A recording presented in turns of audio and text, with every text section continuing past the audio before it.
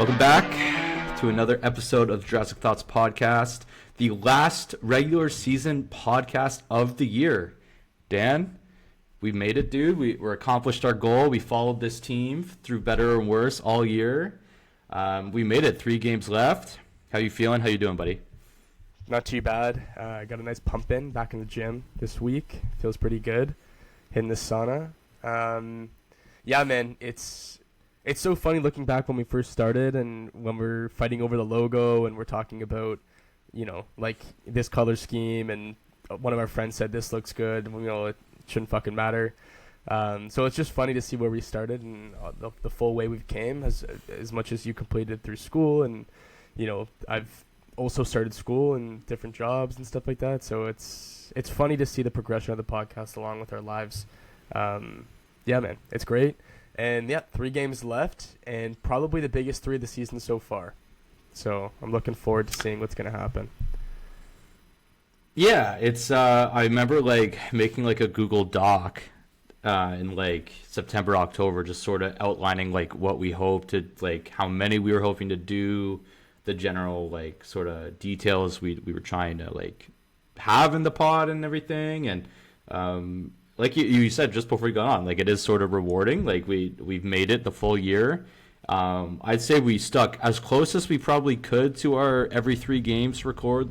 Obviously there were some existential circumstances where we had to do 4, or in the rare case even 5 games.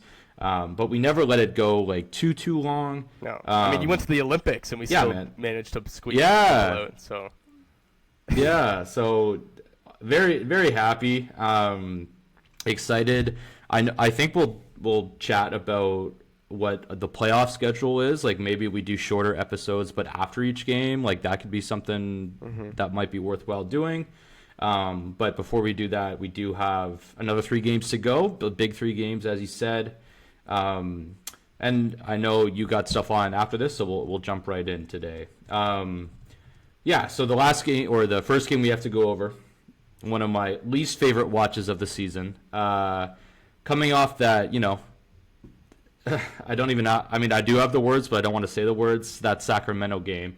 The Raps flew down south to Memphis, and just, obliterated the Grizzlies 128-96. If you look at sort of players the Grizzlies played, just embarrassment of, what's the opposite of riches? Whatever that word is. Yeah, exactly. Where do you want to go here? I know before we got on, I was I really don't have much to say at all about the Grizzlies game, but is there anything you wanted to touch on before as we start here? Well, this one I had to rewatch because I didn't catch it live, and it was just funny. I know you've spoken about this too with is it Alvin Williams or Alvin Adams, the guy who does the commentary? Alvin Williams, yeah. Alvin Williams, yeah. I see a report RJ takes charge as Toronto, as he leads past Toronto past Memphis, and I'm just laughing because I'm really, did RJ take charge? They're trying to sell any headline as if this was a competitive game. This was a fucking joke of a game, dude. Especially rewatching it, it was laughable. I wasn't even that impressed. You're playing against borderline a G League team, and I still wasn't really that impressed with our performance, to be honest with you. If you look at the stat line, we won by 32. No, I know, but it's just whatever, man. I wasn't really pleased with how we actually still went about our offense and stuff like that. It was very fine. There wasn't I think I can point to and be at least this type of scheme worked or whatever. It was just, we have more talent. There's obviously a discrepancy in terms of their personnel, and that's kind of just how it went. You need to, this is, if you lose this game, we officially shouldn't even be a play-in team. So this was a freebie.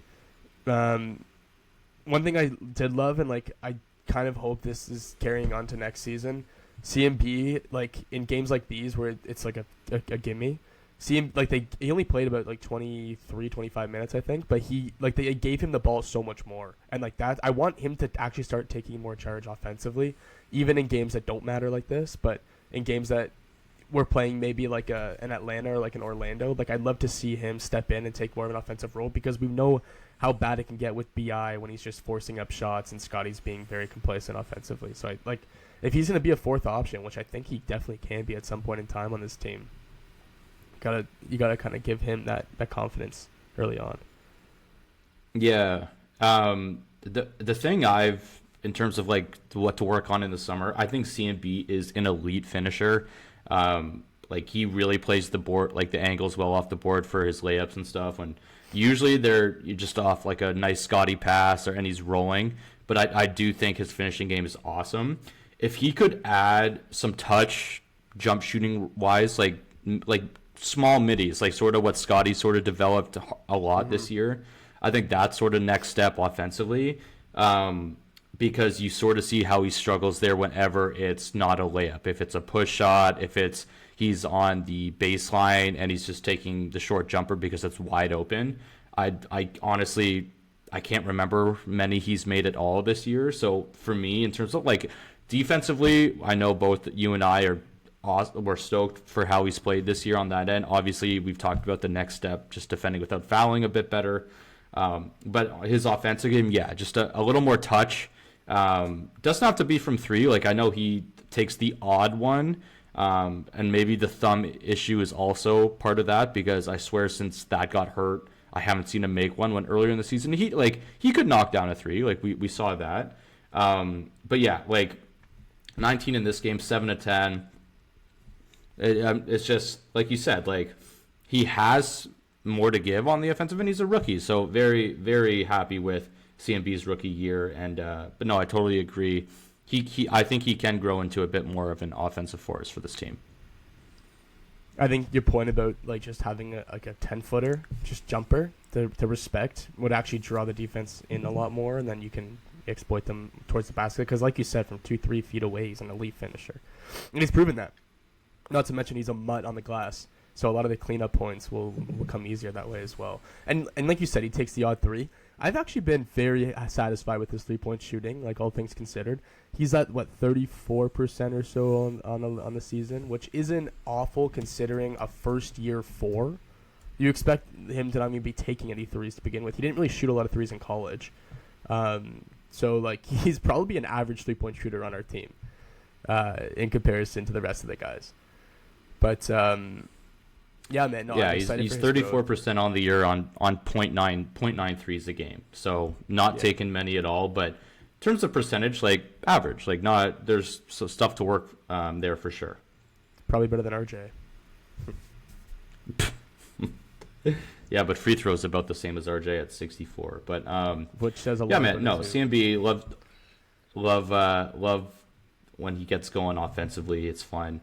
Just like I'd say our big man rotation now that they're all fully healthy, it's fun because they're all so different and you can do different looks with Yak, CMB, and Mamu.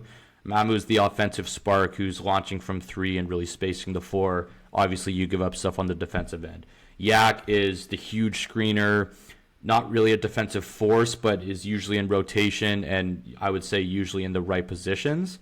And a nice rebounder as well with soft finish, but holy shit, please stop taking your push shot. It is just such an ugly watch whenever that happens. And then CMB, like awesome on-ball defender, strong as a bull, great like athletic finisher as opposed to Yak, who's more finesse with just soft touch. But it's really cool how they're all so different, and you can kind of play them together too if you want to go a bit bigger. Just because all their skills just sort of can mesh together in the right way. Mm-hmm. Yeah. Well said. Yeah. RJ led this game, 25 points and 9 to 17. So I guess RJ leading the charge is somewhat accurate. This was just a free throw slog fest, dude. I believe we had 41. Yeah, 41 on the game. Just just so boring, man. Like you got to get the win. And I know I told you, like, I wasn't going to watch the sack game, but then I was like, well, you've made it this far, and you've watched every single game. Don't give up now. Same sort of feeling for this one, but at least we got the win. But, yeah, like, watching G.G. Jackson drop 30, nice, I guess. Like, Javon Small was nice for me in fantasy. Obviously, Cedric Coward, people are high on with how he's played this year. but just a game you want to just. We've said this a couple times with these tanking teams: get in, get your dub, and get out.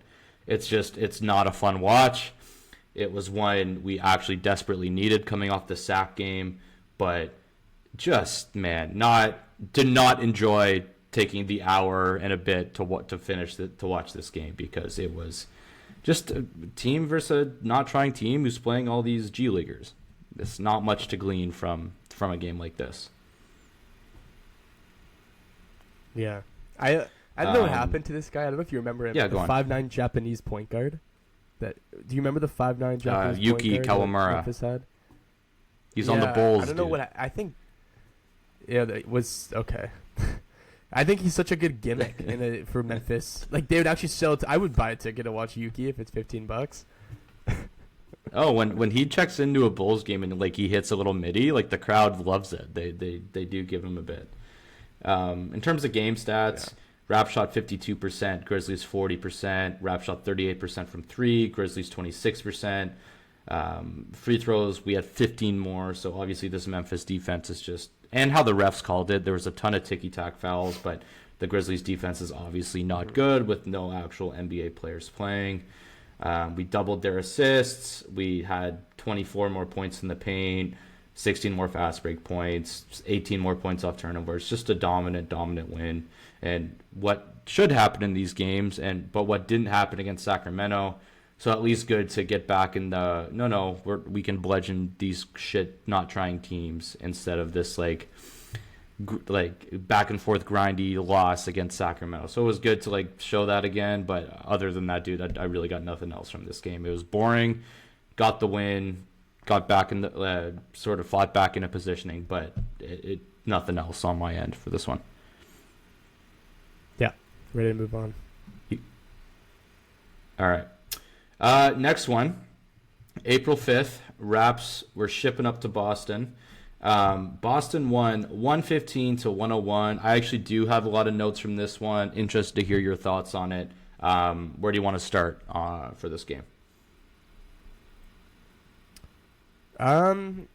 It was competitive. Like, I mean, not the first quarter, obviously, the first half, I should say, but I thought it actually got competitive in the third quarter, and then we just kind of let it run away from us as we normally do. Come the fourth, even though we outscored them, it just felt like they kept fighting back in. You know, like when I had to rewatch this game again. I was working during it, but when I was getting live updates, like we're within 3, we're within 6, we're within 7. Like it wasn't like it. Obviously, the score doesn't truly reflect how close it was, because it was pretty close at some point in the second half. So, yeah, I don't know, man. Sorry. Yeah. Sorry, go ahead, though. Yeah, we went into the fourth down 3. Like, it was a competitive game for sure. Yeah.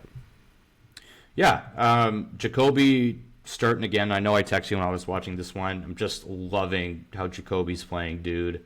I thought... So the first quarter we went out tied, and Boston started on a 10-2 run. So I thought after Darko's first time out, the defense really tightened up. Jacoby, just from 3, I now always expect it to go in, which is obviously not fair to him, but he's just been lighting it up there now for a solid month and a half. They always reference like since the All-Star break on the podcast or on the broadcast, and that makes sense to me. And then the same fucking issue we've had with this team, their $2 million center, Neemias Queta, just eats Jakob, our $25 million center. So that's not great, and he fucking feasted on him again, which sucked. RJ blew a couple layups that were really aggravating to me because they were at significant parts in the game, either to stop a run or to like continue our aggressive run. And I wrote, can't wait till he's gone. It's the RJ experience. Like some games, he'll be the only one attacking the rim and we'll need it. And then you have games like this when he just drives you insane. Not nearly enough from BI in the first half, and I'd argue the overall game too. But this is sort of the pattern, dude, with BI against these good teams. Instead of the mid-20s, we get the mid-teens. He had 15 points in this game on 6 of 13 shooting. It's just not enough, Dan. And when we continuously only play good games from teams from here on out, except for Brooklyn on Sunday, I just don't like. When is he going to be able to flip that switch and to be like, okay, it's playoff time. I'm not settling for these mid shitty 15 points, 16 points, 17 point games. They got to start with like a 24 and go if you want any chance of winning. It's clearly not enough. RJ had 15 on 6 of 17. Why is RJ taking 17 shots BI and you taking 4 less? That really can't happen. I thought Scotty played with an awesome pace, which is funny because if you look at his box score, really unimpressive, 10, 6, and 8 on 5 of 14. But he was hustling. Like, every time he has the ball off a make or miss, he is sprinting down the floor. I love the energy he added defending Jaylen Brown. I definitely think there's a little bit of feisty shit going on there for good reason. Scotty really takes that matchup that he wants it, which I love. I thought he got really into him. Brown still ended up with 26 on 11 and 20. So Jaylen Brown's had a great year, unfortunately, because I know you and me do not like him at all. But I did love the energy and pace Scotty played with. And Jakob in drop coverage also. Like, Pritchard was quiet in the first half, and I was like, oh, maybe we'll get out of here without Peyton Pritchard torching us like always. And then nope, he had like 14 points in the second half, and was just whenever he got Jakob in drop, dude, it's a bucket. Like, Jakob couldn't do shit. Even Hauser ate him up one time off running off the 3-point line, just ate him up, man. And then in the fourth, when we let the game slip away, Jaylen Brown got his own rebound on a missed free throw. So that was like, of course, puts it back in for 2. And then our possession down the floor, Bino throws it away within like 5 seconds into the shot clock. And I just wrote game. So, yeah, competitive. I actually did, we're winless against the Knicks in Boston. So it's definitely easy to just say, fuck, it's the same shit. I'd argue this one, I did take some more positive things away.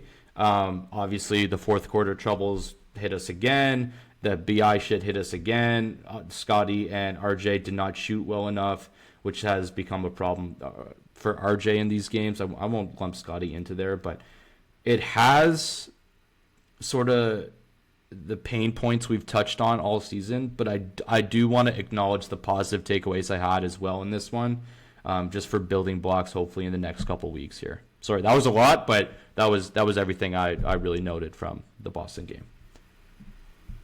Yeah, no, that's strong insight. Couple things maybe to add. It's funny the Vucevic experiment hasn't probably worked out as well as they were hoping for Boston. You would think it against a matchup. I know he didn't. Oh, they're out of the tax. You think? Well, yeah, that of course that was the main goal, but. You'd think like a matchup with this against Jakob, where Vuce is going to stretch the court, and he's going to draw Jakob to the prayer. It didn't really work that way. So that was I just like you said, they're out in the tax. Just Keita just ate Yak at his own game. Yeah, well, it's so funny because Keita was actually a draft pick by the Kings, and I forgot which trade he was in, but he actually got sent to the G League. He gets scooped by the Celtics in the offseason, and fucking like you said, $2 million. The guy's giving like he's probably a top 10 defensive healthy center this year. He's just a mutt. And that pisses me off. He had 18 points on 9 to 10 shooting with 3 blocks. He just completely dominated. Ate our lunch. Yeah, on both ends, bro. Yeah. It's embarrassing. And then we talked about this off cam a little bit, but Jacoby had a very strong game. I don't know if you mentioned that in your little monologue just now. Yep. Yep. Like, very impressed with his play, first half was awesome. It was great. And like, do you ever find that he actually heats up more in the first half, then he doesn't go cold. We just don't give him the ball as much in the second half. I kind of noticed that a couple times. It kind of happened. This game definitely. Yeah. There's been, I can't really think of an exact game in the past. I just know what's happened before, and it's a little bit frustrating when it does. Yeah, I agree with your point about Scotty's but just another game. He's 4 or 5 from 3. Yeah, which is far better than anyone else in the team as far as 3-point shooting goes. Yeah, and you had a good point. Scotty's pace, although like you said, doesn't reflect in the stat sheet. I thought I felt comfortable when he had the ball in his hands, and I felt like he actually made the right decision despite 4 turnovers a lot of the time. Um, yeah, man, and like we've beaten like a dead horse with this, but the BI disappearance when it matters the most, it's pathetic, man. It's just, I just like it's so frustrating. There's not much else to say about it. I just And if we get the playoff series where he's to averaging in the teens, if we get that, it's gonna be, can Bobby use that money? I think in the summer, because it's just such a, you have a low ceiling with him as your best offensive player, unfortunately, in a playoff style. Yep. I was thinking about this too. Going back, just go on. Quick. And like, of course, we don't want to be in the play-in. I totally get that, but hypothetically, what if we were and we actually land close to the lottery? Like, I know what you're gonna say, like, and I just don't like it. Well, it's just, if we're not gonna use our pick. Oh, I thought you were gonna say, like, let's just play Detroit, and I don't like that idea at all. No, not. But like, if let's say we're like, because is it how does the lottery work again? Is it like if we're 10th seed but we somehow make it to the 8th seed, do we get the 10th seed pick, or do we get? Does it finish? I'm pretty sure I'm pretty sure it's if we finish 10th and we still make it to the to the playoffs, we still get the 10th seed. It doesn't matter now. I don't even think the 10th seed is possible for us anymore after beating Miami. But I was thinking that, like, if we know we're gonna fucking lose, we might as well get an extra like 4 or 5 picks ahead, whatever.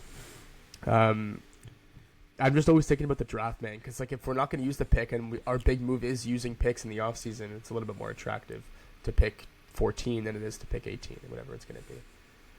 But going back to our Jacoby point, I just pulled up his stats. Guess what he's shooting from 3 on the year? 36. 40%, dude. He's at 40 on the dot, eh? I thought because he's pretty high volume. 40.1% on 3.7 a game. Like, that's just awesome at the age of 21. Yeah, just an awesome year for Jacoby Walter. And like we said, he took that role from the trio of him, Grady, and Ochai, and since the All-Star break, he's grabbed it by the horns. And just, I don't think we could have asked for much more from him this year. Like, I legitimately would give his season A+. Like, I don't really know. He's taking, like, when he starts, he's the number 1 defender on the other team's best guard, and he's shooting 40% from 3. Yeah, like, he's not asked to do anything off the dribble, but that's fine to me. Like, he's a second-year player. If he can be elite in those areas of the game, it's such a helpful NBA player. And like we've talked about, I'm not mad at all if he's starting next year. I'd love that if it were up to me. Just so frustrating because Grady was supposed to be him. Maybe minus the defensive part, but Grady was like, we drafted you solely for shooting. Yeah. And yeah, man, I didn't realize it was. At least looks like we got 1 out of 2 at least. And Jacoby was a higher pick. It was like 17 or something, right? No, he wasn't. Grady was like Jacoby? 11, dude. Grady was like early, like 17. Yeah. No, but Grady was Jacoby like 11, 12. No, I'm saying like Jacoby was like a worser pick. Lower pick. Yeah. Gotcha. Yeah. Okay. Yeah. Just to bookend the Boston game, Tatum also. How do you think Tatum looked? He had 23, 13, and 7 on 7 of 15 shooting. You know what? I was gonna ask you this. I think since he's come back, he's just recognized how good Jalen's been offensively, as much as that pains me to say, and he's not trying to fuck with that too much. He's been kind of inefficient from the field, but he's trying to do other things that I think Jalen was doing last year because of the tempoed offense that they now run with Jalen. He's still taking his shots, don't get me wrong, but I just think that if in crunch time, it feels like it is going to Jalen now a little bit more than Tatum. And I think Jalen still, like, at that moment right now, is still better than him because of, it's going to take some time to obviously recover from like a big injury like the Achilles. But I mean, he's still stuffing the stat sheet. I think he had like 13 boards or something stupid like that, and with a 5 or 6 or 7 Yep. dimes, I don't remember. But yeah, when I was checking his game logs, because I obviously haven't watched a lot of Celtics games since he's been back. I've seen a couple clips and all that, but like it's just poor efficiency. I think he's like scraping 20 around there, and then like everything else seems to be up to date. And then we watched this; it just felt like it's a little bit of a role reversal from years in the past with the Celtics. He's kind of doing more of the grimy stuff that Jalen was doing. But yeah, I don't know. It's gonna be interesting to see how it's weird, like kind of fold out for them. yeah. I didn't think he was that impactful this game, and then I look up at the end, and like you said, it's 23, 13, and 7 with 3 steals on pretty good shooting. And honestly, those are marks of like really good players when you don't think they're doing much, and then you look at the box sheet, and it is a lot. Yeah, man. In terms of overall game stats, Rap shot 48% from the field. Boston was 53%. Rap shot 40% from 3. Boston only 29%. So, I mean, a game you still lose by 14, and you shoot better than them from 3. Pretty disheartening. Free throws were about even.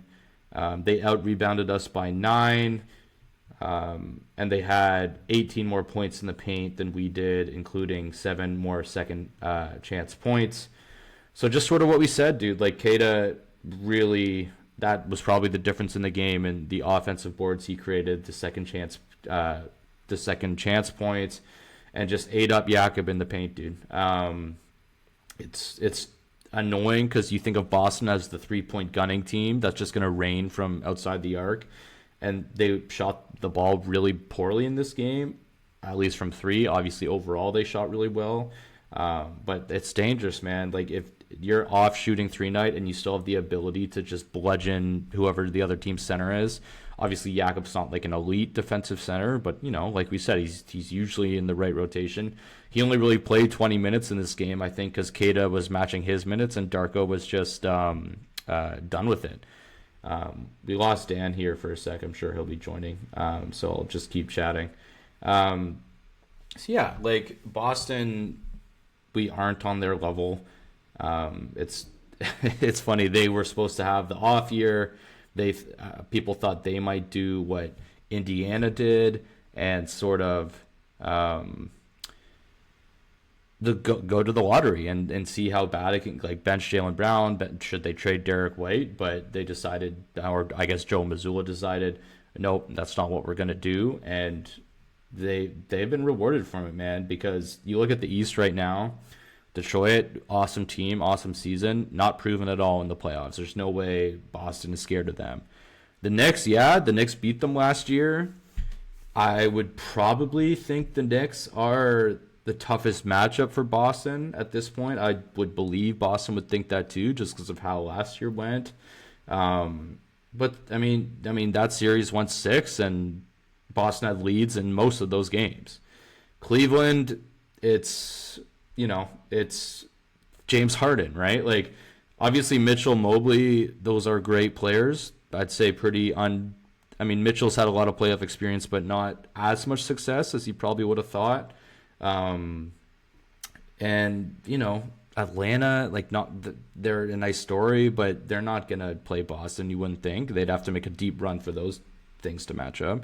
So yeah, unfortunately, as someone who really despises the Boston Celtics and every single Boston team, I'll be rooting for whatever other East team is playing them, but I only really think the Knicks could beat them, with the Pistons having a puncher's chance, just because I respect Cade so much. But I would take the experience. I would really take Boston's experience in a playoff series. And we got Dan back.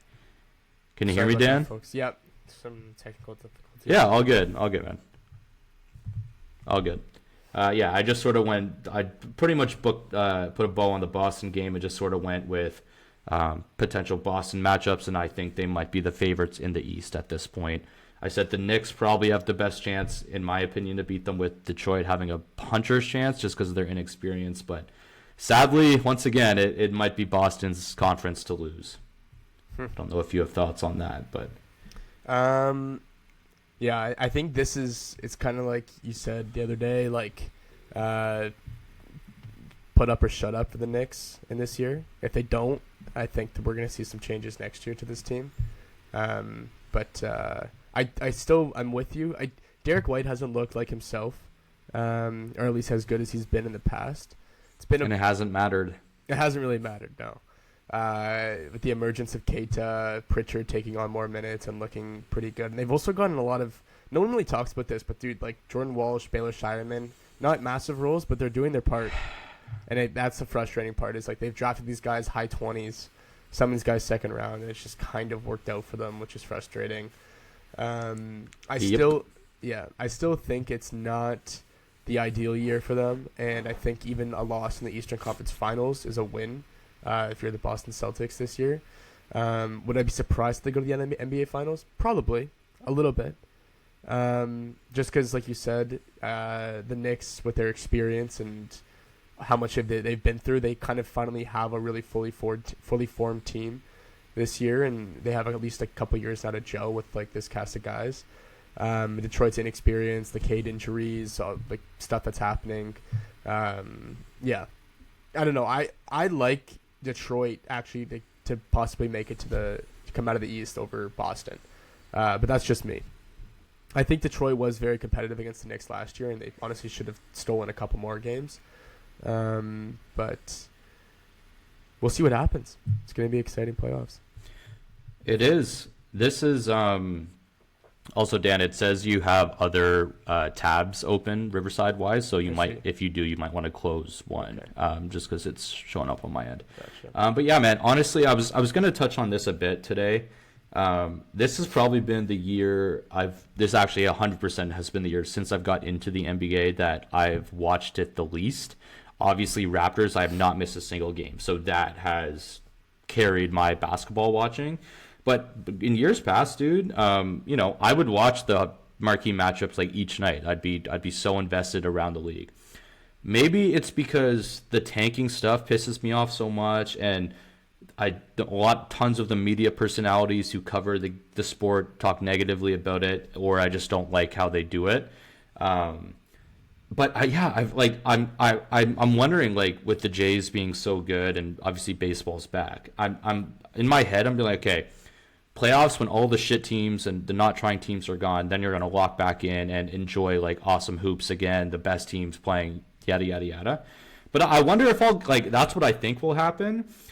For my overall NBA passion to come back, but this is sort of the whole thing with every league's like they're all scratching and clawing for the eyeballs, right? Like when I have other sports that don't have these tanking issues and they don't have load management issues where you have to like constantly worry about if a star player's playing. Mm-hmm. And this coincides with the best Jays team, of our lifetime. It is interesting for me, like if I'll be able to lock back in, and I think I will. I still love basketball, dude. Like I love talking it with you. But there are significant issues, and I know the league has, there was another thing from Shams this week that they will be voting on an anti-tanking thing. I don't really care what they come up with. I just want to see if it'll work, because if the teams are still, playing with it next year, it's just going to be more of the same shit. But yeah, man, playoff time for NBA is awesome. It's a great time of year. The Raptors, knock on wood, will have a first round playoff series in one shape or form. Somehow they're going to get there, you would think. But yeah, I am curious to see if I will lock in for the entire league again, or if it's going to be Raptors focused. And if they get bounced round one, we'll see what happens with me. But that's just a long way of saying, like, the league, I really hope they take this summer and really drill down on their issues, because it's glaring at this point. I know we touched on the Kings debacle the other day with intentionally fouling Seth Curry. You just think they're stupid. I think they did on purpose. The NBA agrees with you, because they came out today saying, yeah, Doug Christie's just a moron. But it's sad that like we have a third of the league trying to lose on purpose, and we'll really see if they can make significant changes in the summer. Yeah, I agree totally. I think the NBA is actually botched. Like NHL had a home run with Four Nations couple years ago, and then obviously the Olympics is helping spark it back up as well. Baseball's WBC, and I think just with the pitch clock And their rule changes. and the rule changes, like everyone is way more invested in baseball than I remember in the past decade. I think it's past the NBA for the second biggest sport in the North American sports. Yeah, and baseball used to be way down here. Like baseball for the longest time was at the bottom of the totem pole, and they finally now have. Well, they were at the top. Well, way back. They were at the top, yeah. and then like late 2010s, they were very just above hockey. But now they've listened, man. They've made the changes. They've made the game more appealing to the fans, and it's paid off. Like, obviously that World Series was one of the, not for us, it was hell, but it was objectively one of the best World Series ever. They've carried the momentum. Hopefully they don't fuck it up like their history says they will with the lockout. But I'm very curious to see, because Adam Silver, he's a smart guy. He's the player's friend, yada yada. Dude, it is for me like. It is the worst time for the NBA in my fandom. Like, I can't I started really paying attention in the last decade, like 2016 when the Raps made the semis. It is the worst it's ever been for me, and I'm really curious to see if big changes are coming, because I really hope they do. I like the sport. I want it back to its former glory, for sure. I think the biggest things that I've noticed when it really started to transition downward were he condoned egotistical players to leverage leverage what they should be getting paid for. Well, trades, signings, like just forcing their way out of, like, if you give someone that, you're you already setting it a level at the top, you're already like, it's just going to be a fucking disaster, starting with Harden and even the LeBron thing. I mean, LeBron was a free agent signing. That's probably passable, but it was just the beginning of the end, because then KD goes to the Warriors, and then like guys start forcing their way out, forcing trades. It's just a whole fucking nightmare, dude. And like my biggest pet peeve, Sam, is and this is my absolute biggest pet peeve. NBA players are the least honorable athletes I've far by. If you're a fan, if I'm a Utah fan and I fucking got season tickets this year, here we go with Utah again. Just hear me out. And I'm like the biggest Lauri Markkanen fan. I'm a Finnish guy in Utah. And I'm like, fuck yeah, like I'm going to watch Lauri 42. You're one of one then. You're the only Finnish guy in Utah. I'm going to watch Lauri 41 times this year and see him light it up. Oh, never mind. I might catch 12 of them at best. And it's not because he's injured. It's because they just don't want to play him, and he's making $41 million a year. That is it's a disgrace, joke. Dude. That is a fucking joke. It's a disgrace. So, yeah, they're the least honorable type of athletes, I find. They have the biggest egos. And quite frankly, the when you're like, you have guys that maybe are like good for 3 or 4 years and they start to like pan out or like fizzle out a little bit. Like NFL far by the shortest like career in terms of like quality of player. If you're not a good quarterback, everyone else is like, it's pretty short. Which makes sense. NBA, like there's a few guys where like they have short spurts, like guys like CJ McCollum. They look good for like 3-4 years and they start to leverage that, and the NBA gives in. They give him like $35 million deals. They force their way out of situations. Like, we see it, dude. We see it happen. And like that, a guy like that should never have leeway, nor should any of the players. But it's just frustrating that they condone poor behavior that's reflective of the league, of their players. And that's the ultimate like slap in the face as a fan. I wish I was. I doubt you were. If you were, it was the tail end. But you hear all these stories about what David Stearns would do if he was still the commissioner with all this shit. Dude, Silver's just been taking advantage at this point. Like, they've realized he's a pushover. Yeah. They don't give a fuck. They will sit out whenever they want. And now the 65-game thing is actually working, and they're still pissed about it. I get, dude, Luka should not be disqualified because he's at 64 and he missed 2 games for the birth of his kid. There should be exceptions. K2. But Windhorst said it the other day. They're all bitching. Oh, fuck you, man. Like, you didn't want the rule, then you shouldn't have been taking advantage of the rules for 5 years before that. So shut the fuck up. Yeah. Anyway, we got on a tangent there, but it is relevant because, the league is not in a great place, in my opinion. No.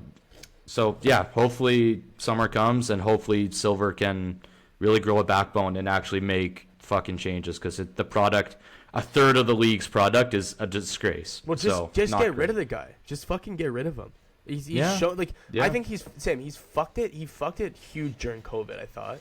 The bubble was like meh. It was nice to watch. I It didn't. was, What really? well, no, the What bubble what was, didn't you like about COVID? well, okay. Like it was fine because there was nothing else to watch, and they were the first ones I'm pretty sure to come back. Like the first sport to come back post COVID.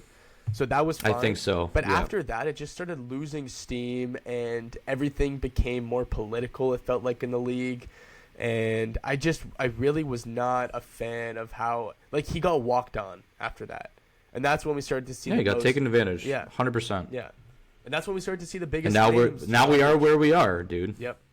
And if you remember, like the draft lottery got revamped. Yeah. What, in the last 10 years when they Yeah. flattened the odds? It's made it so much worse in my opinion. Yeah.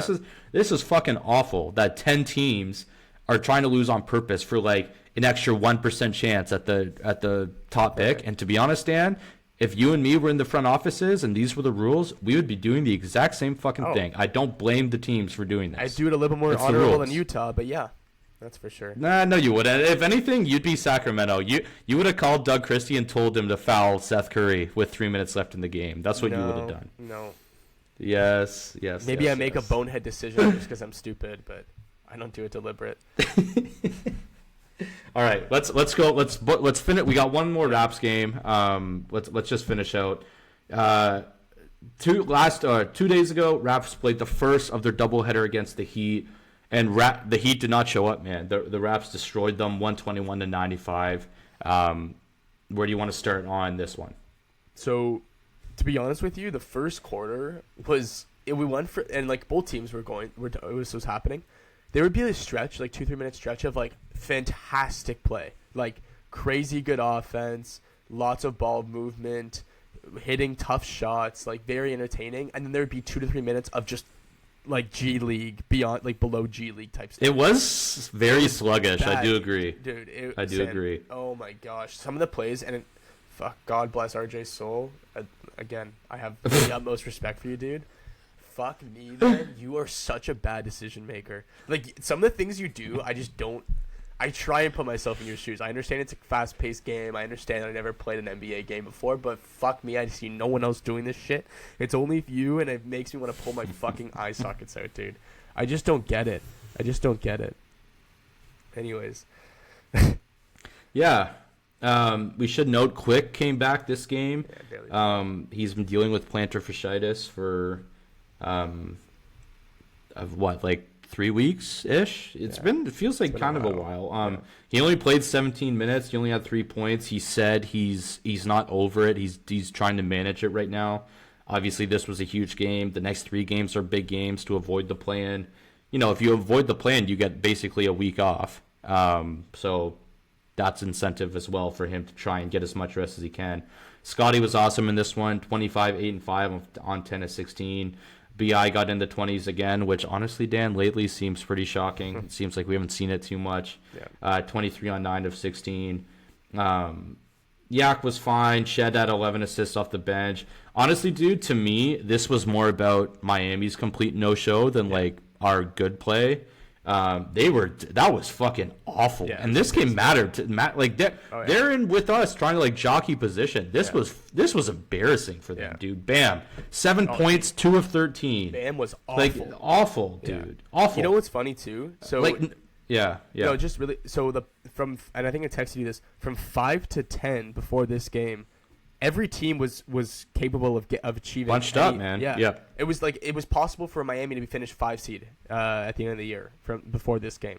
Yeah. And man, like they just look like they didn't give a shit at all. Bam, I don't know what the fuck Crazy. this guy's doing. He's chucking up so many threes, and they're not even good. They're not Who, open Bam? looks. Dude, they're not even open looks. Like if you're wide open, he's proven he can like stingily hit the 3 in the past. Go for it, dude. You fucking suck. Like some of them are like misses way off the rim. One of them hit the side of the backboard. It was just fucking embarrassing, dude. And God bless. Well, Dan, you have to Yeah. you have to put some respect on his name. That he has the second biggest scoring game of all time. Like he can make that shot. 69 free throws. What? Later. I mean, it's factual. right. It's okay. It's factual. Yeah, Don't true. hate, bro. If True. everyone could do it, they would have done it. So you're saying we should have just quadruple teamed him, and then that would have helped his cause. Okay. No. The Wizards don't like that. They like one-on-one play. But yeah, dude, like Norm, who was an all-star this year, is now off the bench, only playing 23 minutes. Like that was surprising to me. Khalil Ware, I like. Minutes, like. Dude, I had Khalil Ware in fantasy this year. Spoelstra has so many him. issues with him. It's crazy. I don't know. And dude, I actually thought when Khalil checked into the game, he was one of the better players. He was playing well. Yeah, man. Like in the first half, he was playing well. Yeah, compared to Bam. Yeah. Oh yeah. Well, Khalil can actually fucking recognize when to shoot the ball and what not to. Oh, yeah. This was gross. It really was like for weeks the broadcasts have been like, oh, those two games with Miami, they're gonna be big ones. Obviously, Miami's dipped, so it's not like we were neck and neck with them.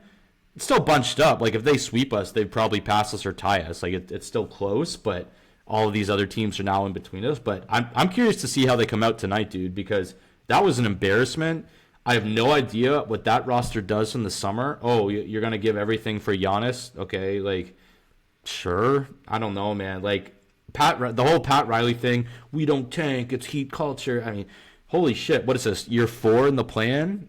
If I'm a Heat fan, that is not fun times down in South Beach in their basketball for me. This is pretty gross. Well, they've come to a point where it's not even about tanking. It's just unload guys that it doesn't work with, i.e. Bam and Tyler. Like, that combo just doesn't work, especially with Jimmy. They're making it worse because now I think Harrow's a free agent he has 1 year left in the offseason, so they can either extend him and give him like 35-40 million, so that's a fucking nightmare contract for a guy. Way too big. Way too big. Yeah. Or you trade him, lose value because he's on a 1 year expiring.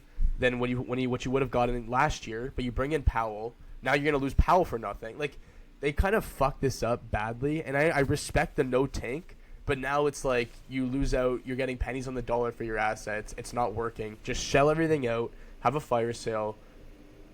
Give Kasparis and Jaquez and Khalil some minutes. Let them grow. Be shit. You're not tanking. You're just that shit. And then get your picks. But they don't tank, Dan. Don't. It's not even about tanking, though. It's just being that bad. It's like what Sacramento is. Like, they're not really tanking with DeMar Levine and Sabonis. They're just that bad.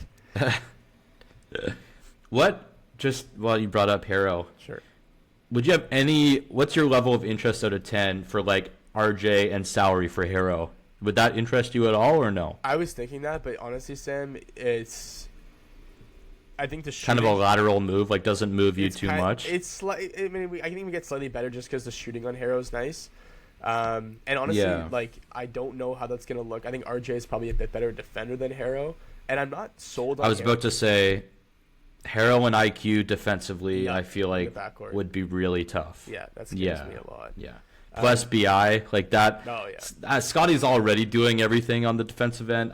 That's asking a ton for him. Yeah. So. And another thing too, then we're gonna be the jokers that are stuck with, like, do we give Harrow 40 million? Oh right. So. Like, I don't know. It's going to be some stupid number. It's going to be like Tyler Harrow eligible for 5 years and 250 contract extension. You're like, oh, Jesus Christ. When are they going to stop giving bad players good contracts? Well, you would think the Jakob contract would have taught our front office a little bit of something that, like, who are you bidding against? Maybe a little bit the BI contract as well. Yeah. Who are you bidding against here? Rich Paul literally said, like, I didn't think BI could get that 3 years, 120 the Raptors gave him. That's always great to hear when his agent comes out and says, oh, thank God the Raptors did this. Imagine your agent saying that right after you said it. What a slap in the dick. It's like, the Raps call him, like, yeah, we're in for 320. Rich hangs up. It says to BI, like candy from a baby. He's like, I ain't gonna lie, you ain't worth that, bro. But here we go. Oh man, that's good. Like in terms of overall game stats, Miami shot 36% from the field, dude. Just embarrassing from them. Raps were 50%. Miami 27% from 3. Raps 43%. Free throws were about the same. Huge stat. Raptors more than doubled points in the paint than Miami. We had 70. They had 34. We had 23 second chance points. Miami only had 6. dude, this like the stats say, and it backs it up. Like just an effort thing with Miami. That was like they showed up. Nah, we don't feel like after the first quarter we don't feel like competing really, and it was very evident. And we get them again tonight, dude. So I'm very curious if they come out like guns a blazing, because that was like jarring how pathetic that was from them. And like we're undefeated against them. We got obviously one more game tonight. We'll see if we can get the season sweep too, because that was awful by them Tuesday. Yeah, and just to build off that, to me it seemed like they conceded. Like they started all their guys. I don't think anyone was injured, but they just as a team they did not want to win this game. It's like they conceded from the jump. Like, why is Norm off the bench now? Yeah, he was an all-star. Like, am I missing something? Yeah, like no, the whole thing made no sense, dude. Because you're starting like Pelly Larson. Yeah. We really need Pelly there. Like, I don't know. I get like Norm, Harrell, and Davion isn't great, but I don't know, dude. Like, 95 points. I'd rather like Norm scoring punch in my starting five, and he was an all-star. I don't know. I think they're punting. I think they're punting for the rest of the year now. They're gonna be fine with 10. They'll get punted. They want to do your idea of just get the higher pick. Well, dude, like it's not even like they're trying to do that. That's just how it's gonna go because they have no interest in winning these kinds of games. They didn't feel competitive. They like even when they were like when the game started and when it was kind of neck and neck in the first quarter, it just didn't feel like they really wanted to win. Yeah, this game locked them into the play-in. I mean, at this point, I would say they're for sure going to be the 10 seed. They'd really have to figure this shit out in the next 5 days to not be. Yeah. And I just don't see that happening. Do you have anything else really? Also, last thing, I don't know if you watched like the garbage time last 2 minutes, but Myron Gardner, you're a pussy, bro. Like I don't know why you're trying to cause trouble when the buzzer sounds. Like Trace is holding the ball to like run out the clock, and he comes up, like slaps the ball and like shoves Trace out of the way. Okay. He's also the guy that, I don't know if you remember, Scottie Pippen Jr. when Memphis played them, like destroyed him in the corner. I don't know if you remember this earlier in the year, but he fucked Scottie Pippen on like a dirty foul that wasn't called. Scottie Pippen runs back down the floor. Gardner's in the corner, like for a three, and just body slams him, and like a fight ensued. But yeah, I'm definitely on Scotty's side after that because that was just nonsense, and everyone was like, "What the fuck is this kid doing?" I like Scotty too. Anything else this game, or you want to preview? Yeah, no, let's preview. Okay, we'll do a bit more on preview just because we'll sort of go through teams and what their remaining schedules are. So Raps are 6th in the East, 44-35. Atlanta had a big loss against Cleveland last night, so we are half game back of 5th. We are currently 15th in offense, 5th in defense, 11th in net rating. And we really don't have any injuries. Obviously, my boy Chucky Hepp's out for the year, but love you, Chucky. I'm not going to mention you in our injury report. Like I said, we play Miami again tonight, who's 41-38. They're 13th in offense, 11th in defense, 13th in net rating. They don't really have any significant injuries either. Then on tomorrow, we play the Knicks in MSG, who's 51-28. I was hoping this game might not matter for New York, but they're still very much bunched up with Cleveland. It looks like it's going to matter, which sucks for us because we can't. It's impossible for the Raptors to beat the Knicks. They're 3rd in offense, 8th in defense, 5th in net. They too are not dealing with any significant injuries. And then we end the year in Brooklyn back home against Brooklyn on Sunday. The Nets are 20-59. Their season ended 4 months ago. They are 30th in offense, 24th in defense, 28th in net. Everyone's injured for them. I didn't take the time to like write out who it is. If you look at their injury report, it's got like the players we play. It's going to be another Memphis game. So like that game, whatever. If we need the dub, get the dub, which we probably will. But yeah, in terms of teams bunched up around us and who they have left, Atlanta.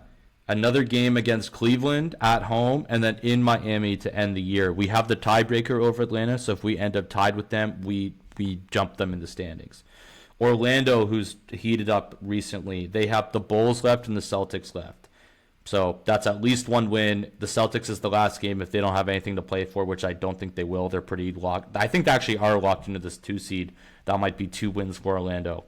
I think we have the tiebreaker against them too, but we have the tiebreaker against everyone except for Philly. Yeah, no, not against Philly. Yeah, Philly has Rockets tonight in Houston, which is their last hard game. So really hope Houston can we need Houston to win that game because then they finish with Indy and Milwaukee.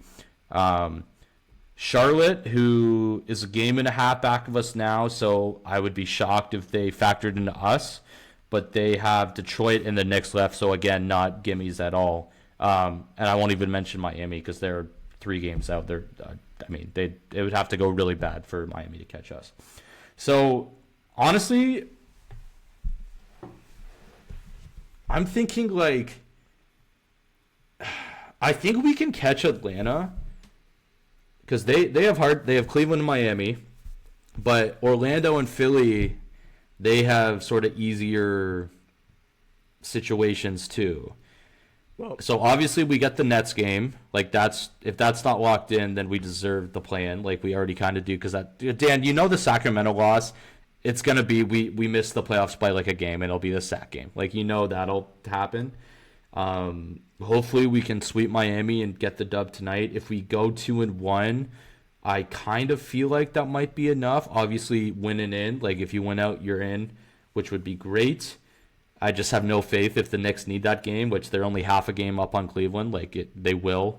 I'm gonna go 2-1. I'm gonna go win against Miami, lose Knicks, win Brooklyn, and I'm gonna say that is enough to get us in the playoffs and avoid the play-in. What do you think? I agree. 2-1.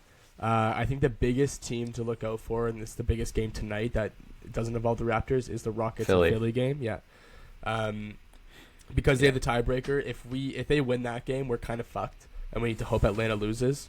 I think they're half game up right now, so we have one more loss than them. Half game. Yeah, so we have one more loss. No, they have one more win than us. Okay. So actually, if we win out, we pass Atlanta. But yeah, if we tie. Do they have any? What was the last? You said Cleveland, Atlanta. It was Cleveland and Miami. Oh, yeah. So if they drop to Cleveland and we have the tiebreaker against Atlanta. So if they drop to Cleveland, we go 2-1. They don't. They don't have to lose it. Like we just said, if we win out, we're good. Yeah. But I think that if they will lose to Cleveland, because Cleveland's still kind of on the tail of the Knicks. If that should be fine. I think we should be fine with 2-1 regardless, because I think either Philly's gonna lose to Houston or Atlanta's gonna lose to Cleveland. But the biggest game, is probably the Atlanta Cleveland and then Philly and Houston. But I think we should be good for a 5 or 6. It's Orlando's a non-factor pretty much. Yeah. Just in for tonight. Embiid has emergency appendectomy. He is out for tonight in Houston. Okay, so hopefully Schengen. He needs surgery for appendicitis. You know that all too well. Sorry, Joel. I actually don't wish that upon you, buddy. It's tough. The rumors like, oh, dude, Dan's gonna be bedridden for like months. Let's go get him like a gift. I pop up a week later. You guys trying to smoke? Oh God, Dan, what are you doing here? Okay, so actually that's really relevant that Embiid's out tonight. Hopefully Houston can get that done. It's going to be an interesting next 4 days. Obviously, the season comes down to this. If we're in the play-in, it's going to be awful, and I'm going to hate it. If we're in 5 or 6, I'm going to be happy. Obviously, this is sort of our Super Bowl with not expecting to move on in round 1.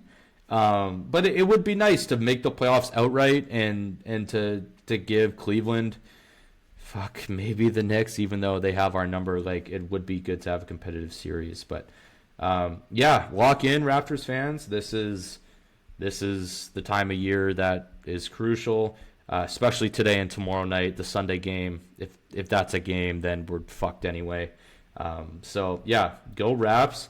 Me and Dan will be back after Sunday at some point to sort of recap the season, look ahead to what's on tap for the Raps. Hopefully they have the week off to get ready for Cleveland or New York when the series starts next weekend. But do you have anything else, Dan, or are you good to get out of here? I'm good to run. All right. Well, thanks, everyone. Like we said, pretty pumped that first year is basically in the books. We got 3 more games, and we'll be back after Sunday's game. But we will not have another pod during the regular season. So pretty cool. Thanks, everyone, for the support and for listening. But if nothing else, take us out, Dan. Thanks for listening, guys. We'll see you in the next one. Over and out. Over and out.